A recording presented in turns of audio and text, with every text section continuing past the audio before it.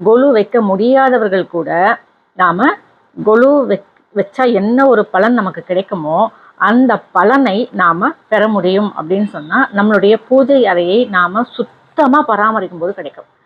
அப்போ இத்தனை நாள் நாங்கள் என்ன சுத்தம் இல்லாமையாமா இருக்கிறோம், நாங்களும் உலர்ந்து போன பூக்கள்லேருந்து தீஞ்சு போன அந்த தீபத்திரியிலேருந்து எல்லாம் மாற்றிக்கிட்டு தான் இருக்கோம், எல்லாமே நாம் கரெக்டாக தாம பார்க்குறோம் அப்படின்னு சொல்ல தோணும்.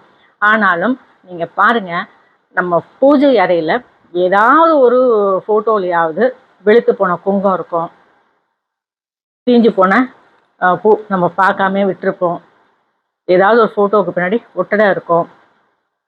அதையும் விட்டுட்டோம் அப்படின்னு சொன்னால் எண்ணெய், அதாவது இந்த விளக்குலேருந்து எண்ணெய் லீக் ஆகிருக்கும். இப்போ தான் 4 சொட்டு லீக் ஆகிருக்கு, இன்னும் ஒரு 2 நாள் தாங்கும், அதுக்கப்புறமா நம்ம வாஷ் அவுட் பண்ணிக்கலாம் அப்படின்னு நம்ம நினைப்போம். இப்படிலாம் இல்லாமல் நம்ம பூஜை அறையை தினம்தோறும் கவனிக்கணும் அப்படின்னு சொன்னால் இந்தந்த விஷயங்கள் கவனிங்க.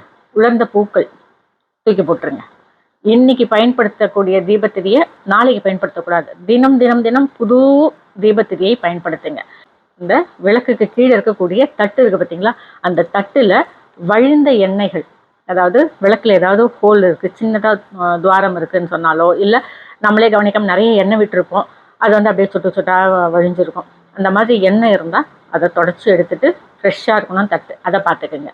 இன்னொன்று, சுவாமி படங்கள், விக்கிரகங்கள் இதுக்கெல்லாம் இந்த மஞ்சள் குங்குமம் இல்லை சந்தனம் குங்குமம் நல்லா இருக்கா, ஃப்ரெஷ்ஷாக இருக்கா, பார்க்கும்போது பளிச்சுன்னு இருக்கா அப்படின்னு பார்த்துக்குங்க. அதையும் தினம்தோறும் செக் பண்ணிக்கோங்க.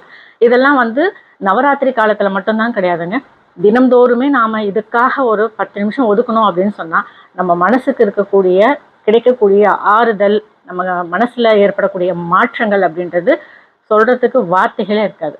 அந்த அளவுக்கு நம்மளுடைய மனசுக்கு ஒரு அமைதி நிலை அப்படின்றது கிடைக்கும். ஏன்னா நாம் ஒரு 2 நிமிஷமாவது அமைதியாக பூஜை ரூமில் உட்கார்ந்தோ நின்னோ இந்த மாதிரியான வேலைகள் செய்யும்போது நம்மை அறியாமல் நாம் இறைவனுக்காக செலவழிக்கக்கூடிய அந்த 2 நிமிஷமாக இருந்தாலும் அது நமக்கு பல நன்மைகளை தரக்கூடியதாக இருக்கும்.